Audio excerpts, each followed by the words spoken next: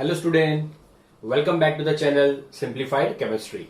Today we are going to discuss the very interesting topic, that is quantum mechanical model. It is also known as wave mechanical model. But उससे पहले बच्चों जो हमने आगे पढ़ा था उसका एक रिकैप ले लेते हैं. ठीक है, तो ये चैप्टर में हमने स्टार्टिंग किया था थॉमसन मॉडल से. थॉमसन ने फर्स्ट ट्राई किया था एटम को समझाने का. क्लियर? तो उसमें कुछ लिमिटेशन थी, फिर रुदरफोर्ड जी ने समझाया, वो स्टेबिलिटी एंड स्पेक्ट्रम नहीं समझा पाए, देन द नील्स बोर केम. तो नील्स बोर के एटॉमिक मॉडल भी आखिर में फेल हो गया. क्यों फेल हो गया? क्योंकि वो D ब्रोइज hypothesis and Heisenberg uncertainty principle से वो कुछ रिलेट नहीं कर सकते थे. एंड उन्होंने स्पेक्ट्रम तो बताया बट एक ही इलेक्ट्रॉन वाली स्पीसीज के लिए बताया, इसलिए उनका मॉडल क्या होगा, फेल हो गया. फिर अभी बात करते हैं क्वांटम मैकेनिक मॉडल्स की.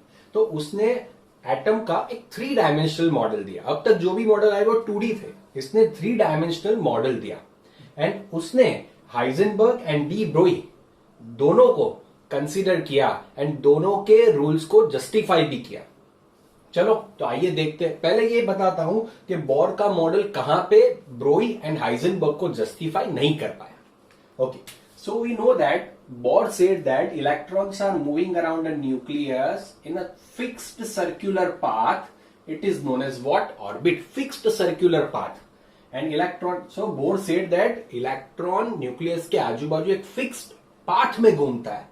Clear? Fixed. उसका मोमेंटम, एंगुलर मोमेंटम क्या होता है? फिक्स होता है, ऐसा बताया था. बट अभी इसमें क्या इलेक्ट्रॉन को क्या कंसीडर करते थे? पार्टिकल कंसीडर करते थे. But according to the de Broglie theory electron is actually what? Wave. तो यहां पे ये सेटिस्फाई नहीं हुआ. The next one, Heisenberg's uncertainty principle, delta x into delta p is greater than equal to h upon 4 pi. So, according to this formula of Heisenberg wants to say that position and momentum that simultaneously and accurately is not possible to find. It means कुछ ना कुछ error तो रहेगा. Electron का fix position हमें कभी भी पता नहीं चल सकता. ऐसा किसने बताया था? हाइजेनबर्ग ने बताया था. तो ये भी बोर जस्टिफाई नहीं कर पाया. बोर ने तो फिक्स बता दिया. तो ये जो दोनों रूल्स थे वो जस्टिफाई हुए क्वांटम मैकेनिक मॉडल में. तो आइए कहां से क्वांटम मैकेनिक मॉडल आया वो देखते हैं एक बार. होप आपको ये समझ में आ गया होगा. ठीक है, चलिए अभी देखते हैं मोस्ट इंपॉर्टेंट थिंग. तो अभी होता क्या है, that suppose we are considering any football of 1 kg. If football has mass 1 kg and I am giving the force of 2 Newton, clear? So can I find, my dear student, of that you can say acceleration? Can you find? Yes, by applying the Newton's law, F is equal to what? M into A. Clear? So you have force, you have mass, so you can find out the acceleration. If you can find out the acceleration, can you be able to find out the velocity? Yes, because acceleration is equal to what? Change in velocity upon time, dv upon dt, change in velocity upon time. So velocity also you will be able to know if you know the acceleration.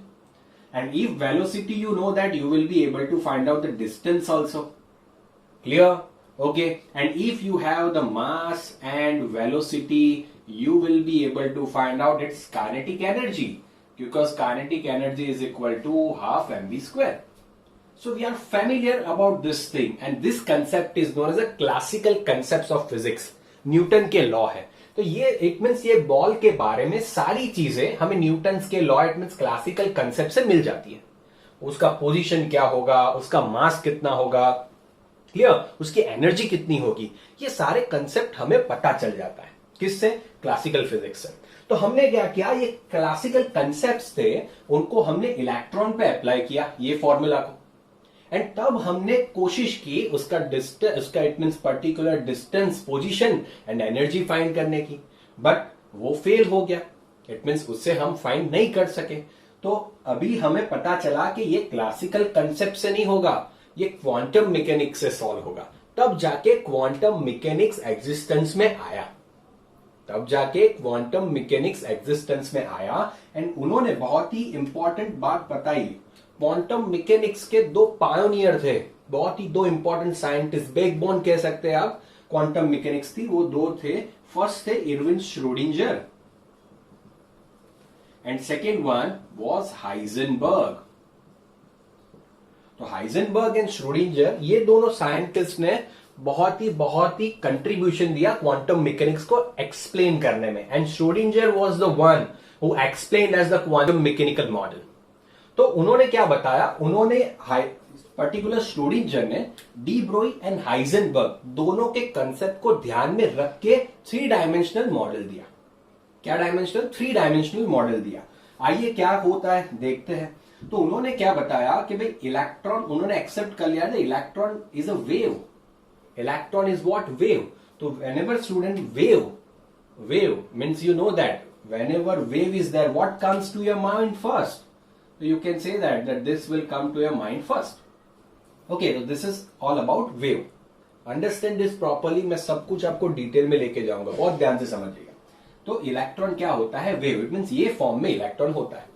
इन्होंने क्या कहा कि electron nucleus के आजू बाजू घूमता तो है, बट वेव के फॉर्म में घूमता है, एंड वो 3 डायमेंशन में घूमता है. It means X coordinates, Y coordinates, Z coordinates सब में घूमता है, 3 डायमेंशन में. क्लियर? इट मीन्स अभी मैं बात करता हूं फंक्शन की. फंक्शन को पहले समझते हैं, फिर क्या है डिटेल में देखते हैं. फंक्शन मीन्स क्या होता है? जैसे F of X is equal to X plus 1. ये एक फंक्शन है. अगर इसमें x की वैल्यू 1 रखूंगा तो मेरे को आंसर क्या मिलेगा? 2. अगर इसकी वैल्यू 2 रखूंगा तो आंसर क्या मिलेगा? 3. क्लियर? ओके, तो ये फंक्शन है. तो ये फंक्शन के ऊपर से ये वैल्यूज मिलती है. ऐसा एक दूसरा फंक्शन लेते हैं y is equal to m x plus c. ये स्ट्रेट लाइन के ग्राफ के लिए है.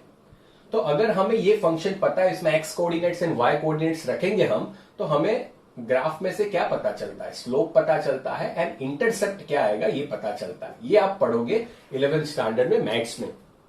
क्लियर? तो इन शॉर्ट ये आप 10th स्टैंडर्ड में पढ़ के आए हो, इसलिए मैंने ये एग्जांपल लिया. ये एक फंक्शन है.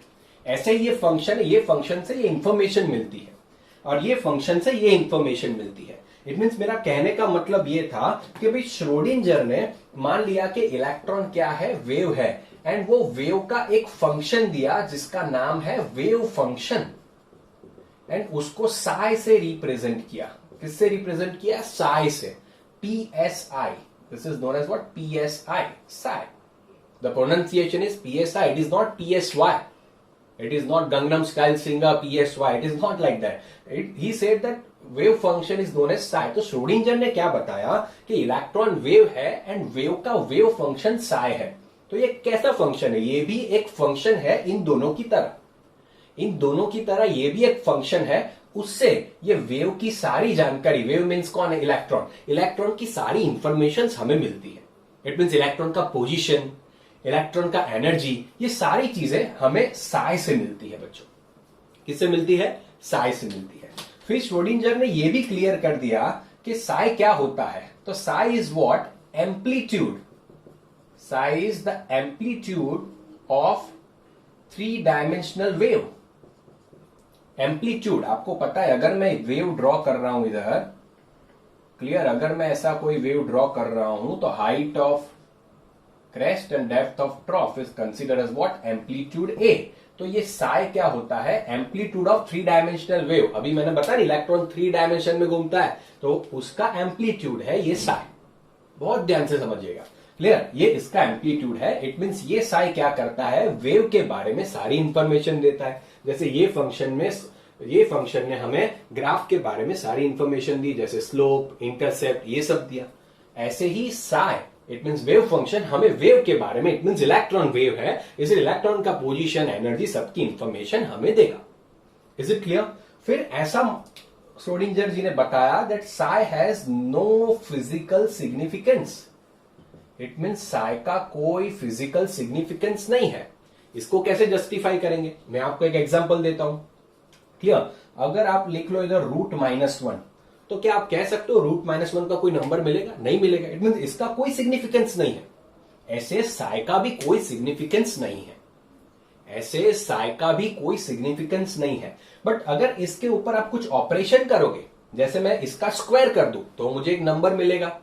वैसे ही साई के ऊपर कुछ ना कुछ ऑपरेशंस करे तो उसका सिग्निफिकेंस होता है. वैसे अकेले साई का कोई सिग्निफिकेंस नहीं होता है.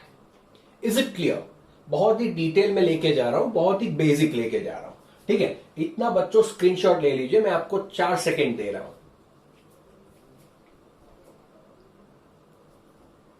ओके, चलिए, तो अभी हमने ये पढ़ा कि साय एक वेव फंक्शन है जो वेव के बारे में सारी इंफॉर्मेशन देता है एंड उसका कोई सिग्निफिकेंस नहीं है। अगर उसके ऊपर कुछ ना कुछ हम करेंगे तो उसका सिग्निफिकेंस होता है। तो हाइजेनबर्ग जी ने क्या किया, हाइजेनबर्ग ने ये फॉर्मूला रिप्रेजेंट किया कि H caret psi is equal to E psi. H caret psi is equal to E psi. उसमें एच कैरेट क्या है, साय तो आपको पता चल गया कि वेव फंक्शन है, बट एच कैरेट क्या है? एच कैरेट को बोलते हैं हैमिल्टोनियन ऑपरेटर।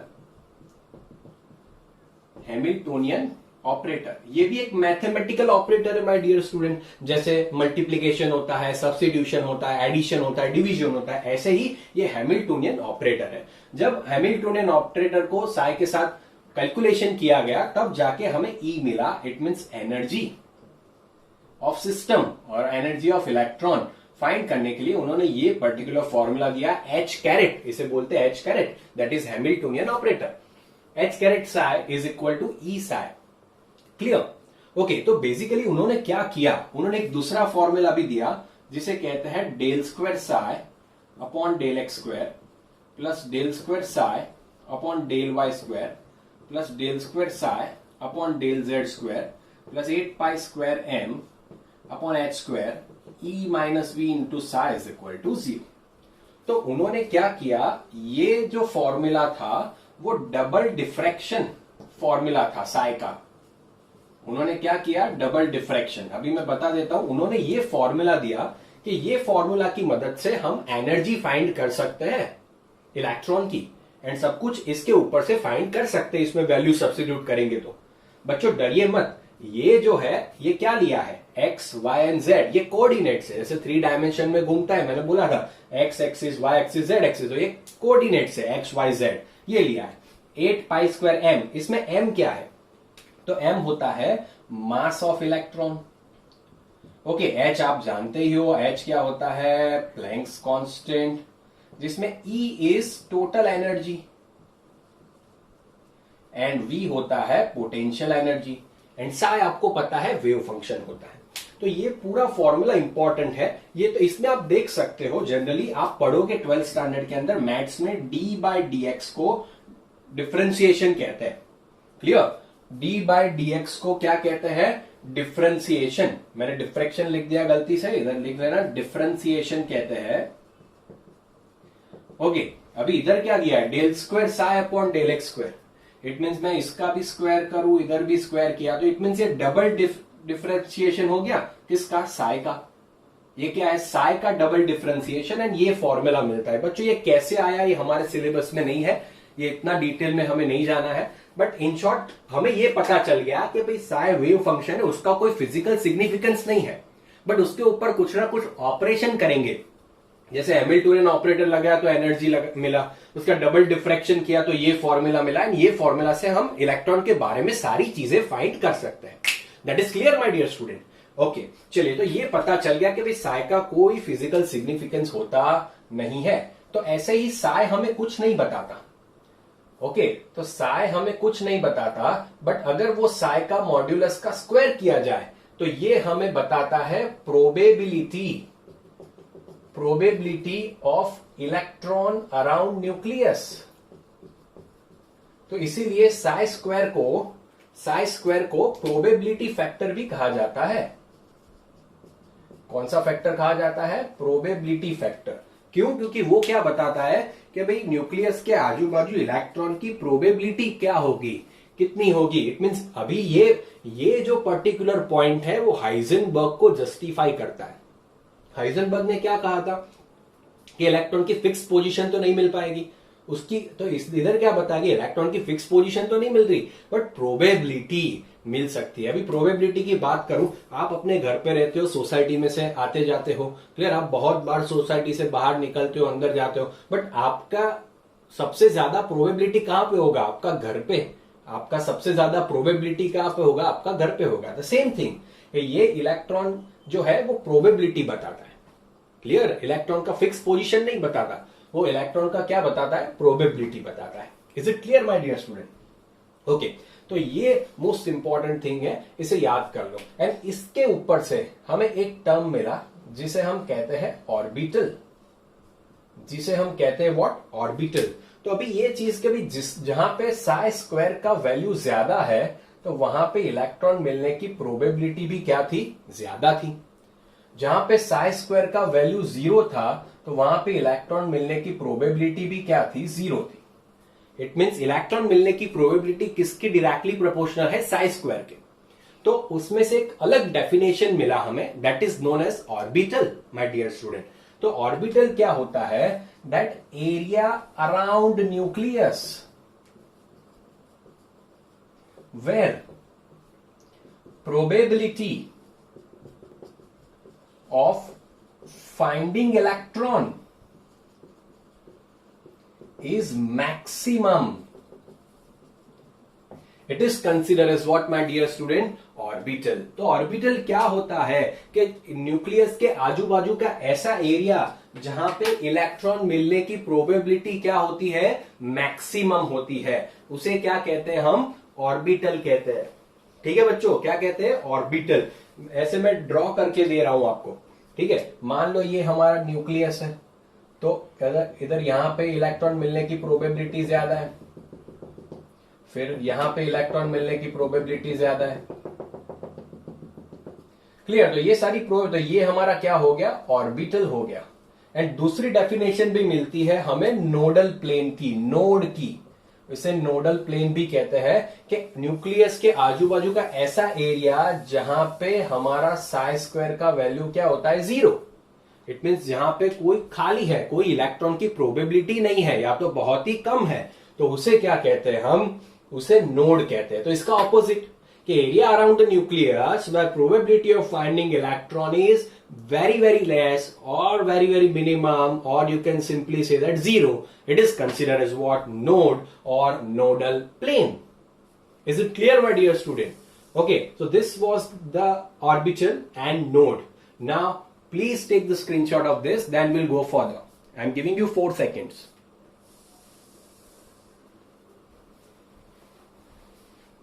Okay, तो इधर हमें ये पता चल गया, तो ये जो पर्टिकुलर क्वांटम मैकेनिक्स का मॉडल था, उन्होंने ये सब तो बता दिया भाई, डी ब्रोई को भी उन्होंने जस्टिफाई किया, हाइजेनबर्ग को भी उन्होंने जस्टिफाई किया। क्लियर? ओके, तो ये सारी चीजें हमें क्या हो गई, पता हो गई। अभी हमें डिफरेंस पूछते हैं बच्चों एनसीईआरटी में कि भाई ऑर्बिट एंड ऑर्बिटल के बीच का डिफरेंस क्या है, ऑर्बिट एंड ऑर्बिटल के बीच का डिफरेंस क्या होता है, what is the main difference between orbit and orbital. तो ऑर्बिट का कंसेप्ट किसने दिया था, बोर ने दिया था। ऑर्बिटल का कंसेप्ट कहां से आया, क्वांटम मैकेनिक्स से आया। तो आइए देखते हैं। तो ऑर्बिट का कंसेप्ट क्लासिकल फिजिक्स का था, क्लासिकल फिजिक्स में ये कंसेप्ट चलता था। अभी ये कहां पे आ गया, क्वांटम फिजिक्स में, तो ये क्वांटम मैकेनिक्स का कंसेप्ट है। Clear? This is a concept, orbital is a concept of what, quantum mechanics. Second thing ये 2 डायमेंशनल स्ट्रक्चर था। ऑर्बिटल कहां पे होती है, 3 डायमेंशनल स्ट्रक्चर में। इट मींस ऑर्बिट की डेफिनेशन लिखते हैं, a circular path around nucleus where electron revolves. It means nucleus के बाजू का ऐसा एरिया जहां पे इलेक्ट्रॉन सर्कुलर मोशन में घूमता है, उसे क्या कहते हैं हम, ऑर्बिट कहते हैं। तो ऑर्बिटल क्या है, तो कि भाई area around nucleus where probability of finding electron is maximum, it is considered as what, orbital. कि भाई इलेक्ट्रॉन फाइंड करने की प्रोबेबिलिटी क्या है, ज्यादा, उसे क्या कहते हैं हम, ऑर्बिटल कहते हैं। ठीक है बच्चों, इट इज वेरी क्लियर। ये 4th पॉइंट था कि भाई ये जो थे ऑर्बिट का कंसेप्ट जो है वो D Broglie and Heisenberg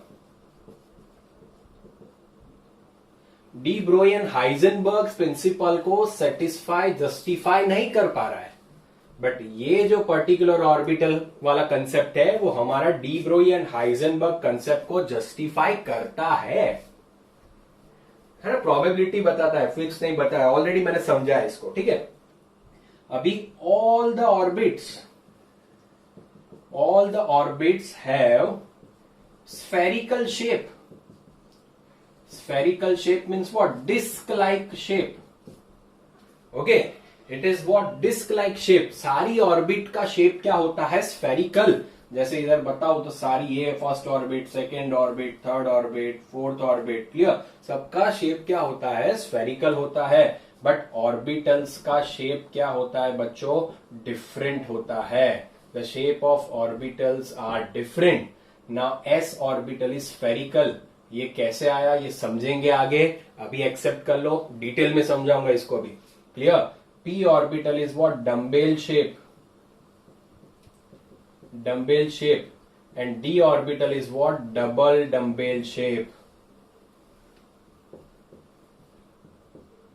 clear.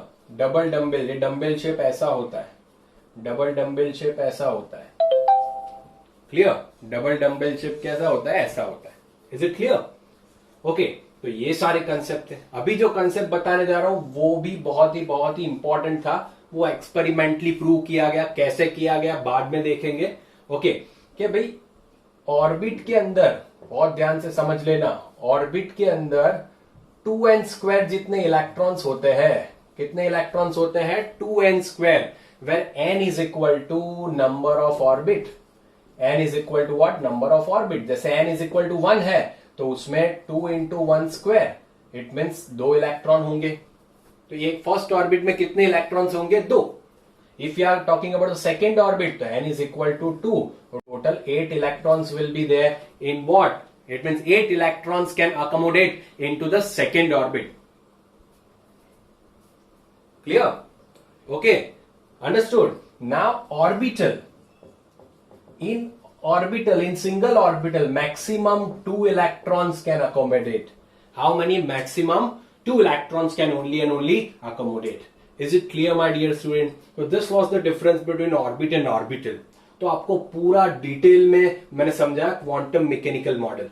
अभी जो आएगा साइंस से हमें इंफॉर्मेशन मिलती है क्वांटम नंबर की, एंड क्वांटम नंबर के ऊपर से हम इलेक्ट्रॉन का पर्टिकुलर पोजीशन कहां पे है वो फाइंड कर सकते हैं। उससे पहले आप इसका स्क्रीनशॉट ले लो एंड फिर मैं आगे आपको बताता हूं। 4 सेकेंड दे रहा हूं, दे लो।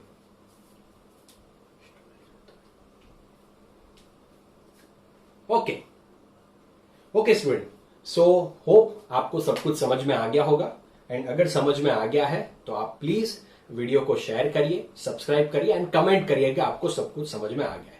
Okay student, thank you so much.